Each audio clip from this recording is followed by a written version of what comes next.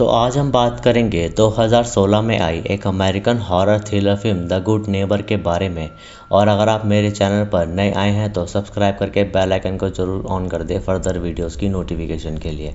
और इंस्टाग्राम पर भी आप मुझे फॉलो कर लेना, लिंक आपको डिस्क्रिप्शन में मिल जाएगा। तो चलिए अब चलते हैं इसकी स्टोरी की तरफ।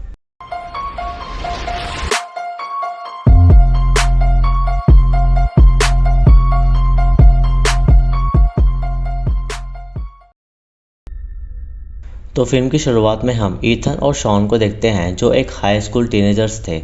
और वो दोनों डिसाइड करते हैं कि वो अपने नेबर ग्रेनी को प्रैंक करेंगे, जो कि एक बूढ़ा आदमी था और वो उस घर में अकेले रहा करता था। और वो दोनों ग्रेनी को इसलिए प्रैंक करना चाहते थे क्योंकि ग्रेनी की इमेज पूरे नेबरहुड में एक क्रीपी मैन की बनी हुई थी, क्योंकि जब उसकी वाइफ जिंदा थी तो उनके घर से हमेशा वायलेंस की आवाज़ आया करती थी, जिससे सभी लोगों को लगता था कि ग्रेनी एक बुरा इंसान है। और ईथन ग्रेनी का पहला नेबर था, इसलिए वो ग्रेनी के बारे में ज़्यादा जानता था।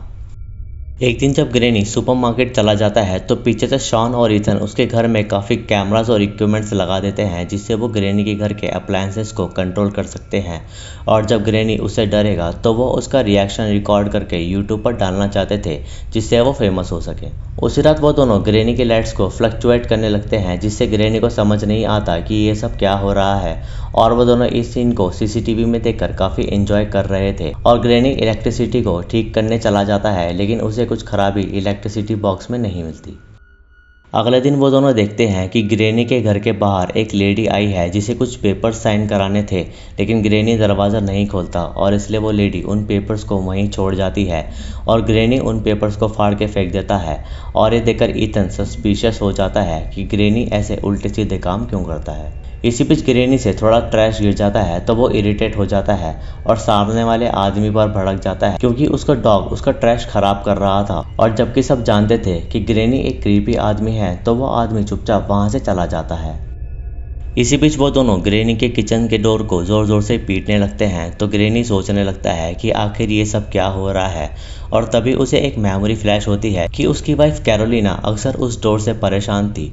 और ये देखकर ग्रेनी सोचने लगता है कि शायद कैरोलिना की आत्मा ये सब कर रही है, लेकिन असल में ईथन और शॉन इस चीज़ को एंजॉय कर रहे थे। उस रात वो दोनों फिर से किचन के दरवाजे को पीटना शुरू करते हैं ताकि वो ग्रेनी को डरा सके, लेकिन अब ग्रेनी को गुस्सा आ जाता है तो वो उस दरवाजे को कुल्हाड़ी से काट देता है, जिससे वो दोनों डर जाते हैं, क्योंकि उन्हें लगता है कि ग्रेनी काफ़ी एग्रेसिव है। तभी ग्रेनी गायब हो जाता है तो वो दोनों सीसीटीवी कैमरा में उसे ढूंढने लगते हैं, लेकिन इसी बीच कोई दरवाज़ा नॉक करता है तो वो दोनों डर जाते हैं और वो सोचने लगते हैं कि उनके घर के बाहर ग्रेनी आ गया है, लेकिन असल में वो शॉन के डैड थे, जो उसे अपने साथ ले जाते हैं क्योंकि रात काफ़ी ज़्यादा हो गई थी। उस रात वो दोनों ग्रेनी का म्यूजिक सिस्टम को ऑन कर देते हैं, जिसे देखकर ग्रेनी को एक और मेमोरी फ्लैश होती है, जिसमें हम देखते हैं कि कैरोलिना ड्रंक होकर म्यूजिक सिस्टम के आगे नाच रही थी, वो भी रात को 3 बजे। लेकिन कैरोलिना असल में काफ़ी रो रही थी, जिससे हमें पता चलता है कि वो किसी प्रॉब्लम से गुजर रहे हैं। और जब ग्रेनी उसे शांत करता है तो कैरोलिना उस पर चिल्लाने लगती है, और यही सब आवाज़ आस पड़ोस के लोग अक्सर सुना करते थे। फिर ग्रेनी उस टेप को बंद कर देता है और वो बेसमेंट में सोने चला जाता है, क्योंकि वो इन सब आवाज़ों से काफ़ी परेशान हो चुका था। ग्रेनी पूरी रात बेसमेंट में रुका था, तो वो दोनों क्यूरियस हो जाते हैं कि आखिर बेसमेंट में क्या है।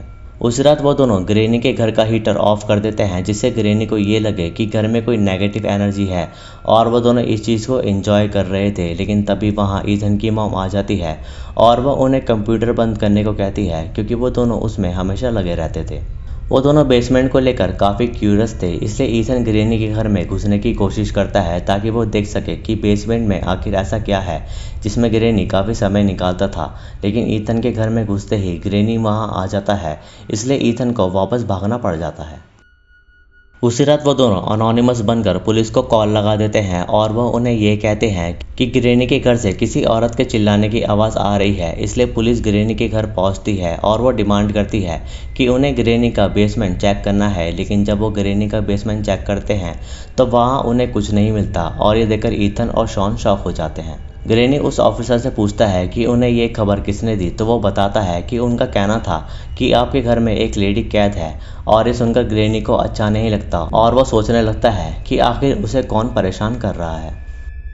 एक रात हैलोवीन पार्टी में ईथन शॉन और उसकी गर्लफ्रेंड पर नजर रखता है क्योंकि ईथन को पॉर्न बहुत पसंद थी, लेकिन शॉन कैमरा देख लेता है जिससे ईथन और शॉन में बहस हो जाती है। तो शॉन पार्टी छोड़कर वहां से चला जाता है। अगली सुबह ईथन ग्रेनी को अपने पड़ोस में देखता है तो ग्रेनी उसे शक की नज़रों से देखने लगता है, इसलिए ईथन वहां से डरकर घर में चला जाता है। उस रात ईथन शॉन को अपोलोजाइज करके उसे घर बुला लेता है और वो दोनों अपना प्रैंक शुरू करते हैं।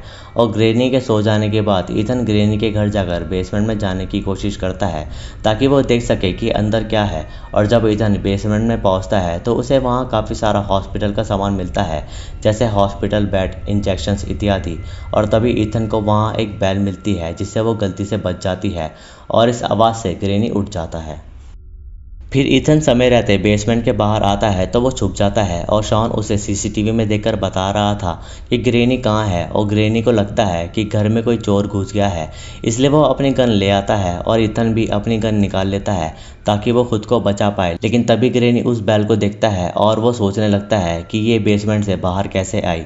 और ग्रेनी उसे देखकर काफ़ी दुखी हो जाता है और वो खुद को शूट कर देता है, जिससे ईथन और शॉन बुरी तरह डर जाते हैं। फिर शॉन भी वहाँ आ जाता है और वो दोनों काफ़ी डरे हुए होते हैं, इसलिए वो डिसाइड करते हैं कि वो ग्रेनी की बॉडी को छुपा देंगे। इसलिए सबसे पहले शॉन सारे कैमरास को ऑफ कर देता है जो वहाँ लगे हुए थे। और जब वो दोनों ग्रेनी की बॉडी को उठा रहे होते हैं तो वहाँ वही ऑफिसर आ जाता है, क्योंकि वो ऑफिसर ग्रेनी के घर पर हमेशा नज़र रखता था।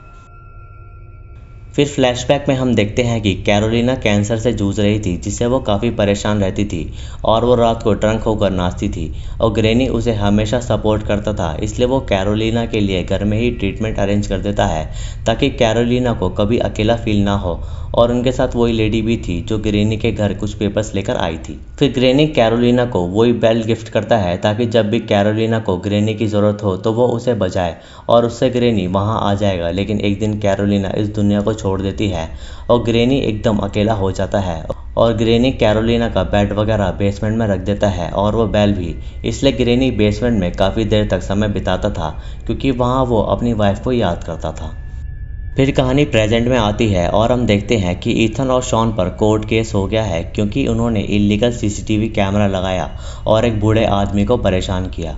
और वहाँ वो लेडी भी बैठी थी जो कैरोलिना की फ्रेंड थी और वो ग्रेनी के यहाँ इसलिए आई थी ताकि ग्रेनी को ओल्ड एज होम भेजा जा सके, क्योंकि ग्रेनी बिल्कुल अकेला हो चुका था।